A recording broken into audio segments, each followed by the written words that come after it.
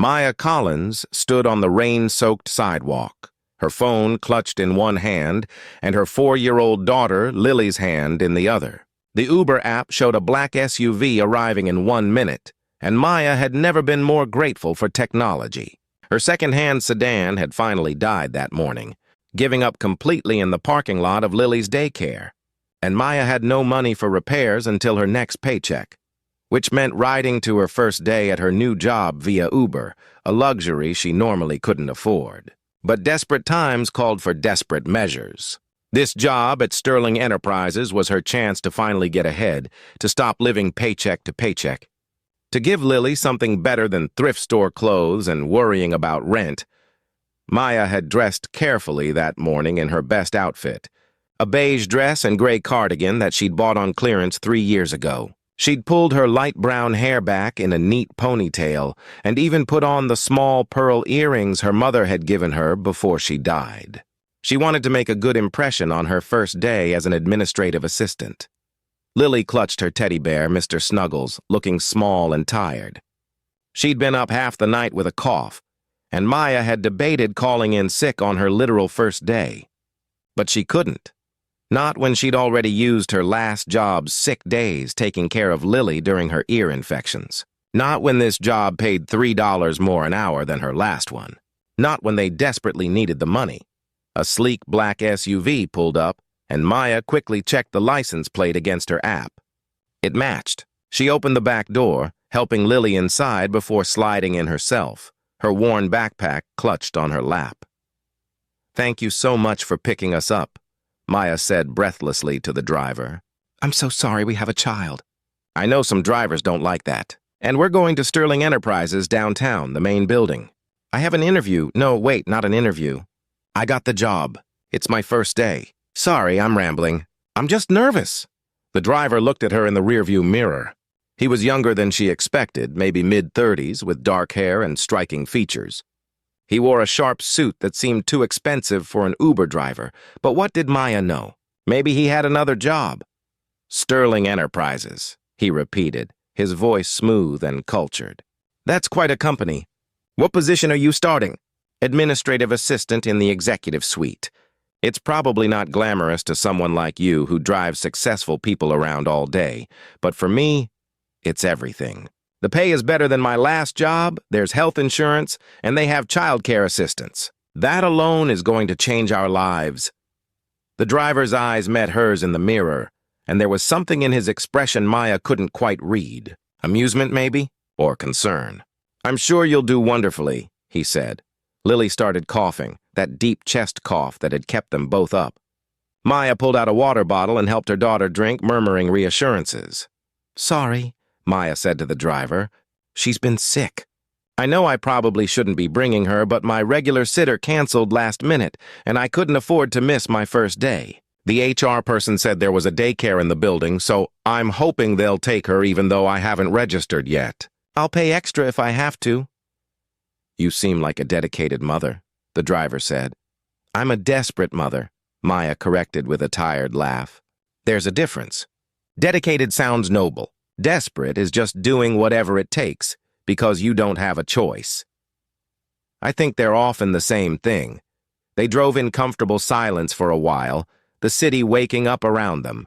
Maya went over her mental checklist. She'd memorized the employee handbook they'd sent. She'd researched the company's history. She'd prepared questions to ask her supervisor. She needed this job to work out. She needed it so badly it physically hurt. "Can I ask you something?" the driver said. "Sure." "Why Sterling Enterprises?" "There are other companies that pay similar wages." Maya considered the question. "Honestly, it was the only place that called me back. I applied to 47 jobs over 3 months. 47.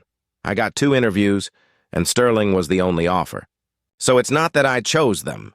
They chose me, and I'm grateful." "What did you do before?" "Receptionist at a dental office. The dentist retired and closed his practice. Before that, I worked retail. Before that, fast food while I was pregnant with Lily. I've never had what you'd call a career, just jobs. This feels different. Sterling has a reputation for promoting from within, for investing in employees. Maybe this could be the start of something real." "I hope it is," the driver said, and he sounded like he meant it. They arrived at Sterling Enterprises, a gleaming tower of glass and steel that made Maya's stomach flutter with nervousness. The driver pulled up to the main entrance. Maya pulled out her phone to rate the ride and add a tip. She could only afford $2, but it was something. As she confirmed the transaction, she noticed something odd. The app showed no driver assigned to her ride. The car was listed as Vehicle 217 with no name. "Wait," Maya said, looking up. "This is an Uber, right? The app is showing something weird." The driver turned to look at her directly for the first time, and Maya felt her breath catch. Up close, he was even more striking, with intelligent eyes that seemed to see right through her carefully constructed confidence. "No," he said gently. "This isn't an Uber. This is my car." Maya's face went hot. "Oh my God, I'm so sorry.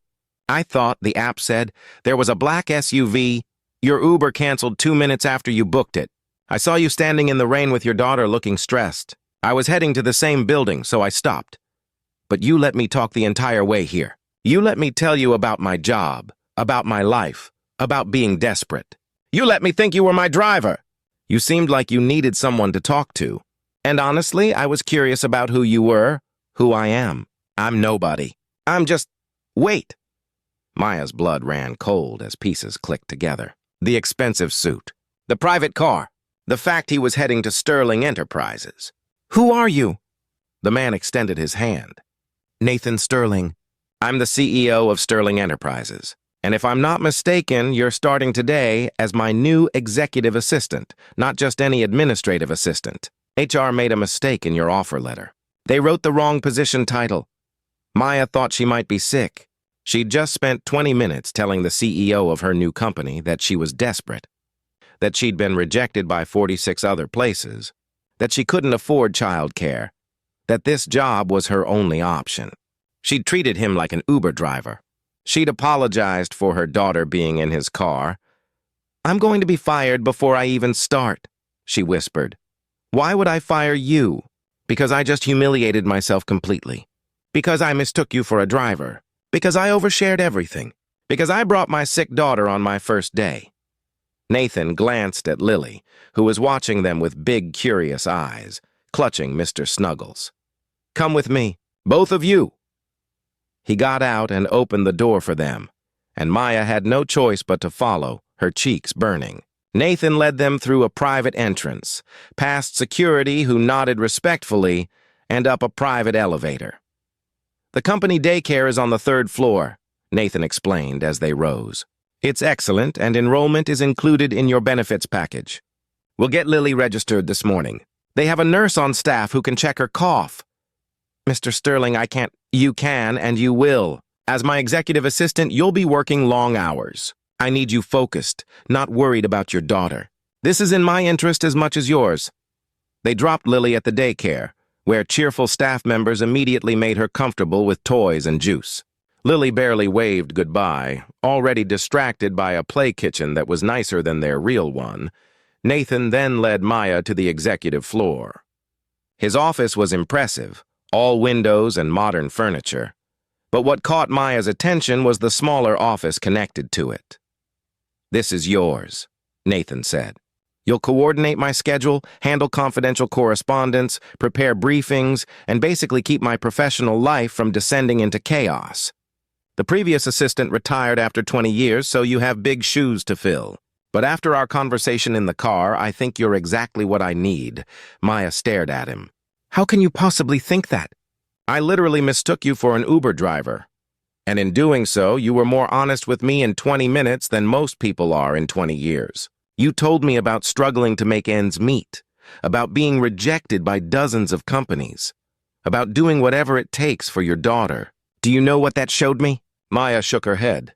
"Resilience, resourcefulness, determination, and honesty. Most people in your position would have pretended everything was fine, that they were thrilled to be here, that this job was a choice rather than a necessity. You told me the truth. That matters to me. But I was so unprofessional. You were human. There's a difference." Nathan pulled out his phone and showed her the same ride-sharing app Maya had used. "I was testing a new feature my company is developing, a corporate ride-share integration for employee use. The app glitched and canceled your ride but didn't notify you. When I saw you standing there, I realized it was our software's fault you were stranded. I couldn't leave you there. So you just picked up a random stranger? I picked up someone who needed help. And then I heard you talk about your daughter, about your determination to succeed despite obstacles, about your gratitude for an opportunity that 46 other companies passed on. Maya, I've been running this company for 8 years. In that time, I've learned that skills can be taught. But character, integrity, the ability to keep going when things are hard, those can't be taught. You have them. That's why you're here. Maya felt tears burning behind her eyes. I can't cry on my first day. That's definitely not professional. Probably not. But it's human, and I'll allow it. She laughed despite herself, wiping her eyes. You're nothing like I expected a CEO to be. Good. I'd hate to be predictable. Over the next few months, Maya proved Nathan right. She was organized, intuitive, and fiercely dedicated. She anticipated his needs before he articulated them, streamlined processes that had been inefficient for years, and brought a warmth to the executive floor that had been missing. But more than that, she and Nathan developed a friendship.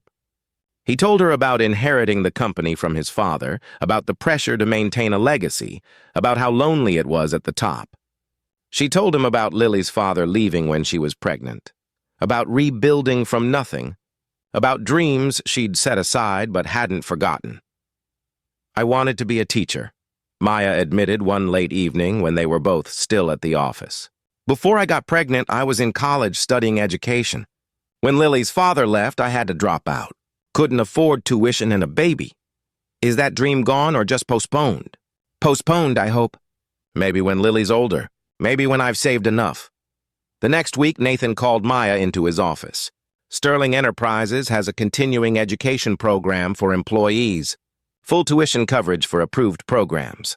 I'd like you to consider enrolling in online classes. You could finish your degree while working. Maya stared at the paperwork he'd pushed across the desk. This is too much. It's an investment in a valuable employee. Purely selfish on my part. The more educated and fulfilled you are, the better you do your job. Nathan, you've already done so much. The daycare, the health insurance, the fair wage. You can't keep giving me things. I'm not giving you anything. I'm providing opportunities. What you do with them is entirely up to you. Maya enrolled in classes. It was hard, juggling work and motherhood and homework. But Nathan was flexible, adjusting her hours when she had exams, understanding when she was exhausted. Lily thrived in the company daycare, her health improving with consistent care and good nutrition. A year after Maya's first day, Nathan called her into his office with a serious expression. I need to tell you something, he said. I haven't been entirely honest with you. Maya's heart sank. Here it came. The other shoe dropping. Okay. That day I picked you up, it wasn't completely coincidence. HR had sent me your file the night before. I'd read your resume, seen your background. When I saw you standing in the rain with Lily, I knew who you were. I wanted to see who you really were, without the pressure of a first-day interview. So I let you think I was your driver. Maya processed this. You lied to me? I omitted the truth. And I'm sorry. But Maya, I don't regret it. That conversation told me everything I needed to know about your character. You've proven every day since that my instinct was right. Why are you telling me this now? Because I'm promoting you to Director of Operations. It's a significant role, a significant raise, and I need you to accept it knowing the full truth. I won't have you thinking your success is based on anything other than your merit. Maya looked at this man who'd given her a chance when no one else would, who'd seen past her desperation to her potential, who'd become not just her boss but her friend. I should be angry that you lied, she said slowly, but I'm not. Because you're right. If I'd known who you were that day, I would have been performing. I would have been pretending to be whoever I thought you wanted me to be. Instead, I was just myself. Messy, desperate, honest. And somehow that was enough. It was more than enough. It was exactly right. Maya accepted the promotion. 3 years later, she finished her degree. Nathan offered her a position heading up Sterling's new educational outreach program, developing partnerships with schools and creating opportunities for underprivileged students. This is what I wanted to do, Maya said, looking at the program proposal. Teaching, but bigger. Changing systems instead of just one classroom. I know. That's why I created the position. They married the following year, not because Nathan was rich or because Maya was grateful, but because somewhere between that rainy morning and now, they'd fallen in love with each other's true selves. The CEO and the single mom who'd mistaken him for an Uber driver. At their wedding, Nathan told the story of their first meeting. About Maya's brutal honesty, about Lily clutching Mr. Snuggles, about how sometimes the wrong ride turns out to be exactly the right one. I could have told her who I was, Nathan said. Could have enjoyed watching her panic. Instead, I listened. And in listening, I found not just an exceptional employee, but my best friend, my partner, and the love of my life, Maya added. I thought I was getting into a stranger's car because I was desperate and exhausted. Instead, I was getting into the car that would drive me toward everything I'd been looking for. Home, family, purpose. Sometimes the wrong turn leads us exactly where we need to go. Years later, when Lily graduated from college, she gave a speech about her mother's journey, about starting from nothing and building everything, about the CEO who'd seen potential where others saw only desperation. My mom taught me that being vulnerable isn't weakness, Lily said. That asking for help isn't failure. That sometimes our mistakes and misunderstandings lead us to our biggest blessings. She got in the wrong car. She found the right life. And she taught me that there's no shame in starting over, no shame in struggling, no shame in being exactly who you are. The wrong ride. The right person. The perfect beginning. If this story reminded you that authenticity matters more than perfection, please like, share, and subscribe. Comment about a time a mistake led you somewhere unexpected. Sometimes our most embarrassing moments become our origin stories. Sometimes admitting we need help is what leads us home.